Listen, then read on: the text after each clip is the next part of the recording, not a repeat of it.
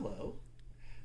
I didn't realize you came in so early. So, today we're going to go over the muscle excitation coupling, which is my favorite lecture because I'm a molecular biologist, because it goes on a biochemical level, how the muscle is going to contract, and it's highly technical, but that's why this is recorded, so you can feel stop, play it back, do whatever. Also understand on Canvas, I put 3 little movie clips that are basically giving you the more abridged version of what I'm going to go over. Additionally, I also put on a small PowerPoint from my cell biology class, which is much more technical. If you want more of the technical aspect as well too. I understand that's only if you're interested, not if you. It's not required. So. With this, understand you're not going to need to basically recite what I'm going to go over because you're not me. Secondly, you're going to have to know the gist, meaning like the main players in the game, like who's doing what and when and why. All this again is spelled out in the lab manual, but I'm just going to put all the pieces together so they can be hopefully more understandable. Last time we were talking, we talked about the setup of the A and I bands in the H zone. That's going to come into play later in this lecture I'm doing today. So can't forget that. Put that on the back burner. Understand that whole. If you remember the Z discs and the myosin being held and the actin reaching across, keep that in the back of the brain. That's going to come all the way at the end. All right. So. Next thing in your notes, if you look at them, I talk about, I think it's like large and small motor units. Yeah. So basically real simple. What a motor unit is, it's a neuromuscular junction, specifically of an excitation nerve. It's the axon coming in, and it's touching into the muscle cell at the sarcolemma, which is the outside membrane of the muscle cell, in order for it to stimulate the contraction process. So it's just a big fancy word, which means the impulse coming in to turn the muscle on, essentially. Okay. Now understand, contraction is an active process, meaning that it has to be stimulated. There's going to be ATP required, all of that. Relaxation means the stimulation ends and the ATP is no longer necessary, and you kind of just slide back into position. Think of like an accordion. When it goes in, that would require energy. If you let it go, it'll slide back in, and there's no energy going to be inputted into it. Same type of concept. All right. So as far as what a small and a large motor unit are, you can read it as well as I can. Basically, whenever a nerve comes in, it doesn't just trip off one nerve fiber. It usually trips off anywhere from about 5 to maybe 1,000. Well, small motor units will trip off maybe 5 to 8 fibers at one time. Well, that's not a lot, you understand? So those aren't strong contractions. Those are going to be for subtle movements, which means also because they're so subtle, it's going to be really easy to turn on, and it can be put on very quickly. So basically, think of like when your eye twitches, that would be an example of a small motor unit. Large motor units, however, when the nerve impulse comes in, it's going to stimulate up to 1,000 fibers at once. Now, again, strength in numbers, because they're going to be all or none. They all contract at once or a certain percentage. So the more that actually get called into arms, the stronger the contraction. So that means small motor units are for power contractions, like say lifting a weight, raising your arm, chewing your food. All of that would be considered a larger process. So with that, that's just the gist of all that. Now understand, all your muscles that you have in you are going to have both small and large motor units. Why? Because those muscles have to do subtle, and they also have to do usually big motions. So you kind of have a little of each. Depending upon what the muscle is used for, depends upon how many of each and where and so on and so forth. All right, now, what we want to go over specifically is the neuromuscular junction, meaning the neuron coming into the actual muscle cell. All right, so this is going to be going over clip number 1 that's on Canvas, my version, the more detailed version. All right, so here we go.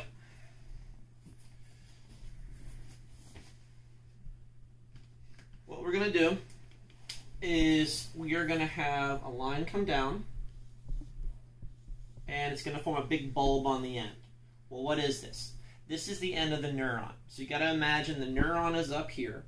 The axon, which is taking the nerve impulse away from the nerve cell, is coming down, and it eventually terminates into a big bulb. Okay? So this structure right here is just the axon itself. This structure here is called either the axonal terminus, meaning the end of the axon, or the synaptic knob, meaning the ball at the end. Okay? Now all along here, when you watch the video, what you'll see, it kind of looks like a Tinkerbell, like sliding down on a wire, like there's magic. There's no magic involved here. Okay? What you got to understand, not for a test or anything, but for your own, education, is that all along here there are many sodium channels. They're called voltage-gated sodium channels. Well, how do these work? Imagine you had a series of garbage cans from one wall to the other, the kind where when you put your foot on it, the lid pops open, okay?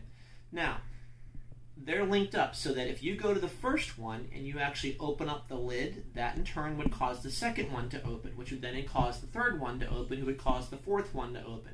By the time the fourth one opens, the first one closes. So what you got to imagine is all these lids open up like a wave, okay? They're all sodium channels. So as the sodium is on the outside and this channel opens and sodium comes in, that causes an electrical impulse. That's the magic little spark coming down the wire. They don't tell you that, but that's essentially what it is. It's called a voltage-gated channel because you have to hit a minimum voltage in order for it to spring the first can, and then that in turn causes the domino effect going down. All right, now, down here at the axonal terminus, you're going to have these large balls down in here, and those are synaptic vesicles. The synaptic vesicles are going to be holding within them neurotransmitters. You may have heard of some of these before, things like dopamine, so on and so forth. The one we're worried about is acetylcholine, usually abbreviated ACH, because who the hell wants to write out acetylcholine 40 times? All right, now that would be found in here, in these little tiny vesicles. All right? Now, in the synaptic knob, the axonal terminus, these are sodium channels up here. Down in here, this is a calcium channel. Okay? That's different. That's where we're going to pick up your video clip once we get to it. Now understand then that this synaptic knob is the axon coming in. It has to stimulate a muscle. Well, down here will be the muscle. So here's the sarcolemma, the membrane of the muscle, and it's going to invaginate into a pit and keep on going. Well, as you know, this sarcolemma every so often is going to go from one side to the other. That was called a T-tubule from the previous, lesson. And then it keeps on going, so on and so forth. Okay? Now, this area right here, notice they don't touch. That is called the synaptic cleft. So therefore, you don't get direct stimulation. You need an intermediate to go from one to the other. This other side in the sarcolemma, this right there, is called the motor end plate. It's the divot in the sarcolemma. Well, if we took the motor end plate and actually zoomed in on it, made it look a little bigger, it's not flat. This motor end plate is wavy all the way throughout. Well, because of that, the motor end plate is called a junctional fold. Well, why is it a fold? Because when you fold the membrane, you have more surface area, which means that the likelihood of receiving a signal and transmitting it goes up. It's more surface area, so therefore more efficiency. That's all it's for. Now, nestled in the motor end plate, though, what you got to understand is, let me blow this up some more. There's the motor end plate, the junctional fold. In the junctional fold, there are going to be sodium channels. Okay, just like the ones up here. However, on either side of them are going to be receptors for acetylcholine. Okay? So in other words, that trap door for that sodium channel isn't going to open until acetylcholine is released, binds to the receptors, and that in turn then opens up the garbage can to let sodium across. Okay? But not until that point. All right. Now, let's start to put things into a little more motion here. Right now, I'm just giving you the main players of our game right now. Now, surrounding this whole area, like this. I forgot the blue marker stuck from last time. Should have threw it out. Surrounding this whole area is going to be a layer of fat. Okay? Fat, you understand, is nonpolar. It's non-conductive. Therefore, it acts as an insulatory mechanism holding the axonal terminus to its target tissue. That's called a Schwann cell. If you remember Schwann from back, like the first day, We went over cell theory. I remember Schleiden, Schwann, Virchow. Schwann is the one that said all animals are composed of cells, that the cell is the basic unit of structure and function. However, I told you, Schwann does many more larger contributions later on because he's a neurophysiologist. To honor him, that's named after him. But what you have to understand is it's made of fat. It's an insulatory mechanism. Well, why? Because if I have other axonal termini coming in, you don't want wires to cross. You don't want a spark, an impulse to hop from one to the other, and therefore you wouldn't be able to have voluntary control of your muscles. They would twitch and you would be laying on the floor writhing. You wouldn't be able to control your own muscles, your skeletal muscles. All right, that's a Schwann cell. Now, that would mean then at rest, let's go to green here. At rest, that means there's all sorts of, well, that sucks, that color, so we won't use that. Let's stick with black. Calcium is going to be outside of the axonal terminus when it's at rest. In this divot, in the synaptic cleft, at rest, there's going to be sodium. In this little cleft right here, at rest, meaning we're not firing yet, okay? All right, so we set our stage. All right, now let's walk through this. Now this is where I would pick up, say, with your video clip with me going through it. All right, now what would happen? The nerve impulse is coming down. Nerve impulse is also called an action potential. Same thing. So as the action potential is coming down, these voltage-gated sodium channels are opening and closing like dominoes coming down. So you'll see this little spark coming down. Well, that's the impulse coming in. Once the sodium channels open up closer to the axonal terminus, that in turn will then stimulate the calcium channels to open up. Calcium, because it wants to obey Mother Nature, is going to go from high concentration on the outside to low concentration on the inside. Diffusion, no big deal. What happens? Calcium is a positive cation, Ca2+. These vesicles, the membranes, have a negative charge. Well, opposite charges attract. Ca2+ will bind to the outside vesicle wall, therefore depolarizing it, taking away its charge. When the calcium binds to it, that stimulates the synaptic vesicle to move toward the synaptic cleft, exocytosis. It will then fuse with that synaptic cleft, releasing acetylcholine into the synaptic cleft. All right, so follow. The nerve impulse comes in. That causes calcium channels to open. Calcium will then flow in, bind to the synaptic vesicles, causing them then to move to the synaptic cleft, the space in between. When they do that, they fuse and they release their neurotransmitter, acetylcholine, into the cleft. At rest, sodium, you remember, is still sitting outside. All right? Now, in this junctional fold of the motor end plate, again, remember, we have sodium channels, which are still closed, and we have acetylcholine receptors on either side. Well, what did we just release? Acetylcholine. Acetylcholine has been released on either side of the channel, and therefore it opens up the sodium channel. Sodium, because it doesn't want to disobey Mother Nature, is going to go from high concentration in the cleft into the muscle cell to low concentration, diffusion. All right? Now this is not going to be the important parts here, okay? Now, inside the muscle, what you got to understand is we are setting up something called a dipole moment, all right? Dipole means we'd have a positive pole and a negative pole, so follow. At rest, that means that the outside of the sarcolemma has a positive charge. Why? All this sodium's out here, it's Na+. On the inside, there is some potassium ion, K+, but there's far more negative anions. There's everything from phosphates to negative amino acids. In short, the inside of the membrane has a negative charge. This is important. At rest, this muscle cell has a resting potential of -90 to -70 millivolts. It's at rest. Now think what happens. Acetylcholine came across. Oh, sorry. That would also then mean the outside is positive. Well, that's a positive pole and a negative pole. Okay? That is what is called polarized. Two poles. Fine. Acetylcholine came across, opens up the sodium channels. Sodium starts flowing in, flowing in, flowing in. Well, sodium has a positive charge. This membrane was negative. So as more and more sodium comes in, this membrane becomes less and less negative. It goes from -70 to -60, -50, -10, 0, +10, +20, Positive 30 millivolts. That's the threshold.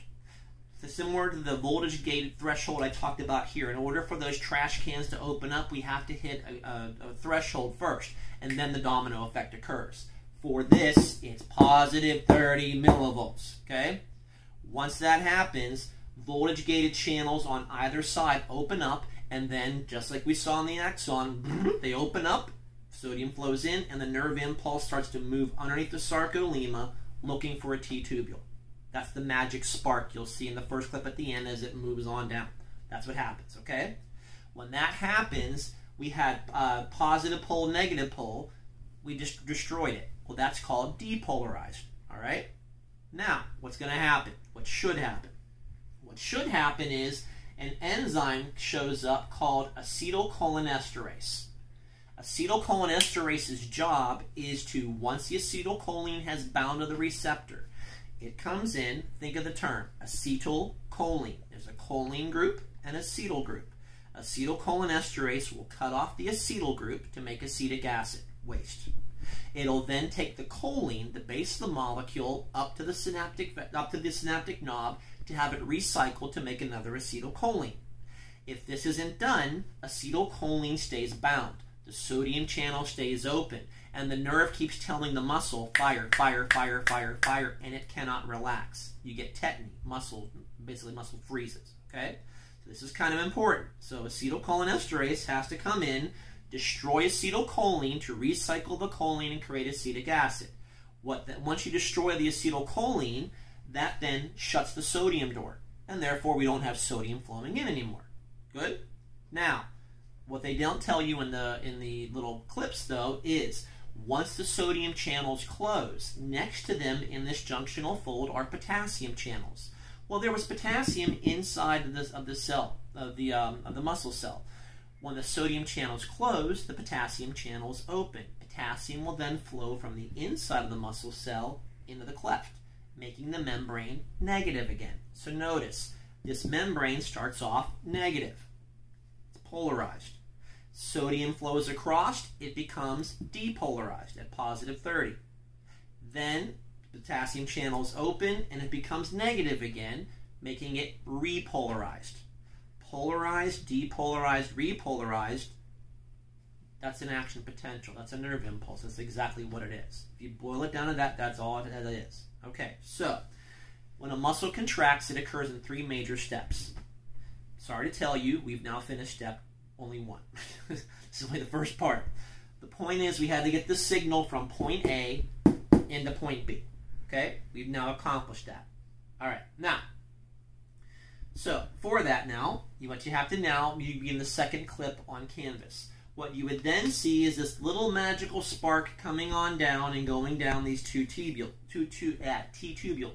Now, go back to what we talked about before. We'll do green for this one. All right, so if you remember before, down in here, we had all those myofibrils. Remember the coaxial cable thing that I had going, all right? So if you remember, you had all those coaxial cable myofibrils. And if you remember from a previous lecture, those are composed of myofilaments. Myosin, actin, the elastic filaments. All that stuff I talked about, you cannot forget any bit of it right now, all right? Now, as we know, surrounding the entire myofilaments, you have that spiderweb sarcoplasmic reticulum, the smooth ER of the muscle cell. And as we said, as we get close to the T-tubule, it wells up to make a terminal cisternae. Now, what it does on the right, it's going to do on the left. Same thing, there's my myofibrils. And again, understand, this continues all the way down, okay? What we then have is that sarcoplasmic reticulum. It merges. There's your terminal cisternae. Remember, triad. 2 terminal cisternae, 1 T-tubule. That was the triad. Now, if you remember, the sarcoplasmic reticulum's job was to do what? Take the calcium, suck it in, and it stores calcium in the terminal cisternae. All right? So now what happens? As that nerve impulse comes in and it runs down the T-tubule, that causes these terminal cisternae to then dump their calcium into the muscle cells. Okay? Good? All right. Now understand, that's step 2. That's a fast step. All right? So step one, we have to have the nerve impulse come in. That's the technical part that people tend to get a little lost. Next part, though, is this nerve impulse comes in, causes calcium to dump. Everyone pretty much grabs that idea. Now, step three, then, is how does the muscle actually contract? That goes back to when I was talking about the myosin and actin structure itself. Recall, myosin looks like two golf clubs intertwined, and that globular head at the end has two binding sites, one for ATP and one for actin, the thin filament, specifically for the G-actin, the globular actin, okay? So if you remember, the myosins look like this, and they have those heads on the end of it, okay? Now, actin, on the other hand, if you remember, had a lazy helix that was called F-actin, fibrous actin. Then in the middle of it, it had these large chunks of protein called G-actin, globular actin, if you remember. G-actin has the binding site for the myosin head. Well, before this comes in, this is all relaxed, unstimulated. If you remember, again, from the previous lecture, the binding sites for the myosin head on the G-actin are currently covered up with a protein called tropomyosin. On top of tropomyosin was a little tiny protein, and that protein was called troponin. Troponin likes calcium, so when it binds to it, it changes shape, which would then cause tropomyosin to shift. When tropomyosin shifts, the binding sites that were covered are now exposed, and now myosin can reach across, if it's energized with ATP, to create a cross bridge, where basically think of it like your hand reaching out to grab the tug-of-war rope. Okay, that's all that's happening. All right, so let's pick up our story with step three. Oops. So, step three, calcium was dumped. What happens? Calcium binds to troponin. It changes shape, which then causes tropomyosin to shift. The binding sites that were covered are now exposed. Okay? Myosin, if you remember, I said you got to think of it kind of like the firing pin of a gun. Okay? When the firing pin is relaxed, the pin is down. No energy there. When you go to cock the gun, when you pull the firing pin back, you're inputting energy into it, and now that firing pin is under stress. What's it waiting for? For you to pull the trigger so the pin comes down. That's what it's waiting for. It's an unstable situation. Same thing here. This is going to be your firing pin, the myosin head. So think, well, let's just do it down here. Myosin head, when it's relaxed, basically looks like that, okay? So when ATP binds to it, it's going to activate it. So what happens? It goes from this position to that position. You cock it. You pull it up. Now, ATP can't hold this position forever, because what happens? An enzyme called ATPase comes in, will take the phosphate off of ATP, making it ADP. Well, now it lost energy. If it lost energy, it can't hold the activated position anymore, and it will go back down to the relaxed state. But follow. Before it does that, the myosin sites were exposed on the G-actin. So once you activate the ATP, it cocks it, and then it can reach across and bind to G-actin, causing a cross bridge. When ATPase comes in to destroy the ATP, what happens? Well, now the myosin has attached, and it can't let go, but now it's going to relax. And when it relaxes, it slides down. But remember, the actin is attached to it. So when it slides down, it pulls the actin with it. This would now be the equivalent of the myosin head being your hand, and then as the hand relaxes, for the analogy, you would take that rope and you would pull it. Well, before you let go of the rope, your other hand should attach. And then when it's pulling, this hand attaches and goes, and you keep pulling, pulling, pulling. And then therefore, that sarcomere keeps getting smaller and smaller and smaller. And if you remember, that H zone in the middle keeps getting smaller and smaller till eventually the left and right hand sides touch. The contraction is over. Okay?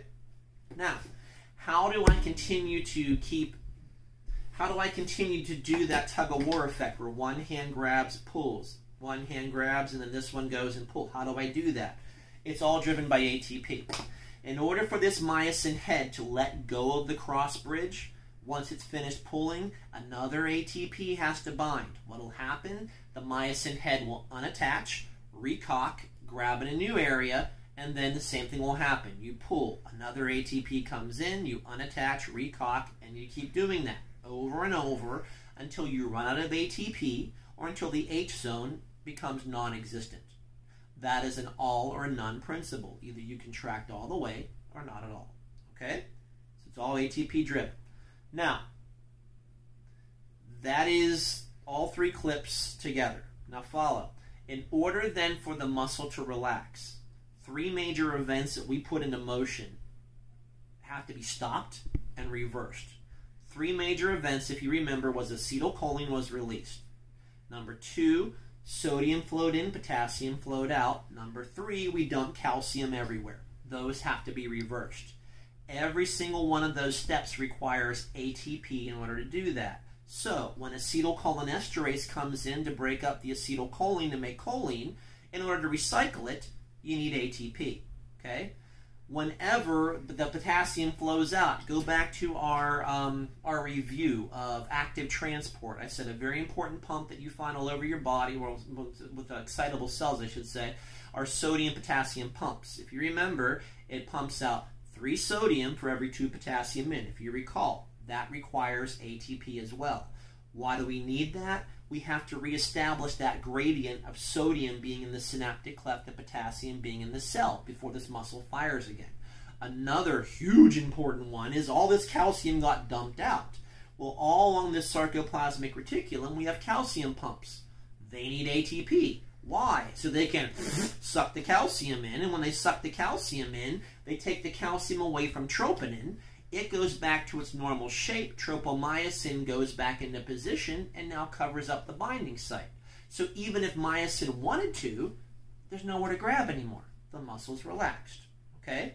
So therefore, for the muscle to relax, acetylcholine has to be recycled. The sodium-potassium pumps have to reestablish the gradient at that synaptic cleft and junctional fold, and the calcium has to be drawn back into the sarcoplasmic reticulum and stored in terminal cisternae. Failure to do any one of those 3 things, the muscle continues to say fire, fire, fire, fire, and twitches. And it won't stop until it's fixed. Okay? Now, I'm trying to think if there's... Now, all this stuff I just talked about, summarized, huge star, sliding filament hypothesis is what this whole thing is saying. Think, I had 2 filaments, myosin and actin. Who was stationary? Myosin. Who was sliding toward the middle, and who was pulled toward the middle, I should say, and then when released, slid back? Actin. That's the sliding filament hypothesis. In your notes when I had the all or none principle, if you notice I said all or none twice. When this muscle contracts, it will start to contract till the H zone disappears all, or it won't do it at all. The second all or none principle goes back to this positive 30 millivolts. Either the threshold of positive 30 millivolts is met or nothing happens. That means if the membrane gets to positive 25, nah. Positive 28, nah. Positive 29, close nose cigar. Positive 30, that's when it goes fire and the sodium channels open up. That would then mean if you go over 30, if you go over to positive 35, positive 60, doesn't mean a goddamn thing. Why? Because it already went off at positive 30. You have to hit 30 to get something to happen. So it's either positive 30 or nothing, all or none. Okay? Now, so we went over the muscle contraction, making sure I hit all the points. Yes. Then we went over muscle relaxation. All right? To put it back together again. Now, to let it go another round. Now, last things, very important things in your notes. At this point in your education, I would expect you to truly know, wink, wink, what the hell a cramp is and what rigor mortis is. Okay, so here we go.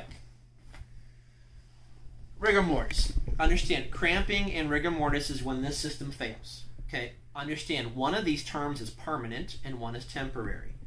Rigor mortis, I'm assuming you understand, is permanent because that means you're dead. Okay, so when a person dies, shortly thereafter, starting their extremities, moving toward their torso, the muscles will start to freeze and stiffen. You become a stiff. Well, why? Okay, here we go. whenever you pass away, this sarcoplasmic reticulum and the terminal cisternae are very thin walled. When you die, shortly thereafter, they're one of the first things to actually dissociate and break down. Well, what were they doing? Well, they were holding back the dam of calcium, and now the dam is broken and the calcium gets dumped into the muscle. Does the muscle know you're dead? No, it has no clue you're dead, didn't get the note yet. There is some residual ATP still floating around because you recently died. Well, what happens? The muscle goes, time to contract. So what happens? Whatever leftover ATP binds to myosin heads, they cock, calcium's dumped. So what happens? Troponin binds, tropomyosin shifts, actin comes in, and the myosin head grabs, ATPase comes in, and it pulls. But if you remember, how did the myosin head let go to continue the contraction? You needed more ATP. This is where the problem comes in. You're dead. There is no more ATP.